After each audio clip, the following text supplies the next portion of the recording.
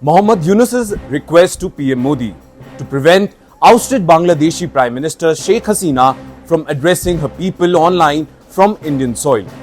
Well, this request was met with a firm refusal. PM Modi's response: it is social media, we cannot control it. It is more than just a technical retort. It is a pointed message about the limits of state power, the nature of free speech, and the shifting balance in regional politics. Let us consider the sequence of events.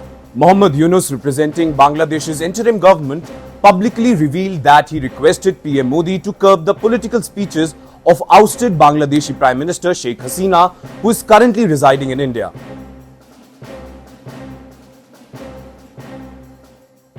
Yunus argued that Hasina's online addresses were provoking unrest and anger across Bangladesh, and he urged Modi to intervene. If not to expel her, then at least to restrict her ability to reach the Bangladeshi populace from Indian soil. Modi's response was straight and blunt. It is social media, we cannot control it. Yunus, frustrated, described the situation as explosive, but Modi's refusal was firm. India would not and perhaps could not act as a censor for political speech, especially when amplified by global digital platforms.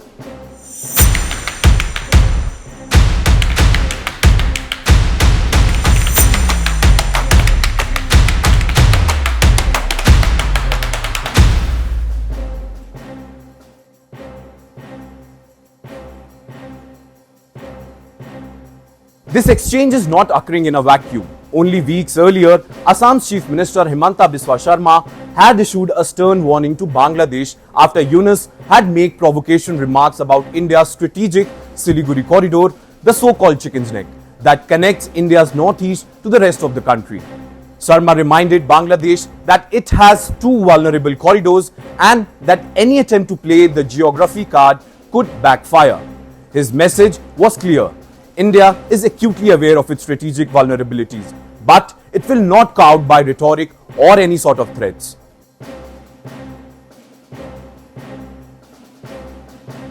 So what message does Modi's refusal to silence Hasina send to the world? Well, first, it underscores India's commitment to the freedom of expression even when it is politically inconvenient. PM Modi's statement that you cannot control it, it's not just a technical observation about the power of social media, but a signal that India does not intend to become an instrument of political suppression for its neighbors. In fact, in an era where authoritarian regimes are increasingly seeking to control narrative beyond their border, India's stance marks a notable contrast.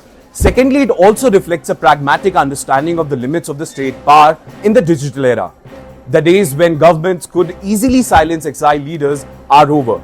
Information flows freely, and attempts to stifle dissent often backfires, drawing more international attention to the very voices one seeks to suppress. Third, and perhaps the most important, India's response, paired with Sharma's robust defense of national interests, signals a new confidence.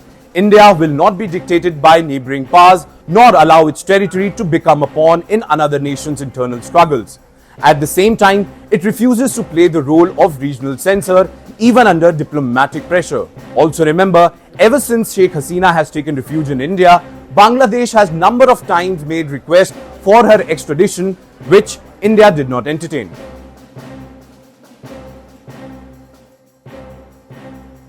This incident also highlights the growing complexities of India-Bangladesh relations. With China's shadow looming large in Dhaka and with the interim government adopting a more confrontational posture, India's refusal to play along with undemocratic requests is a signal to both Bangladesh and the broader international community. It says India will defend its interests but not at the cost of its values. Moreover, Sharma's pushback on the chicken neck narrative serves as a reminder that strategic vulnerabilities are mutual and that escalation in rhetoric can have an unintended consequences. The region's stability depends on restraint, dialogue, and respect for sovereignty, not on threats or attempts to silence political adversaries. To the world, this is a message of sovereignty, digital realism, and a subtle assertion of democratic values. India is willing to host political exiles, but it will not act as their jailer. It will defend its strategic interests, but not by silencing speech. In a region fraught with suspicion and historic baggage, this approach open, assertive, and digitally aware, may set a new tone for South Asian diplomacy in the years to come.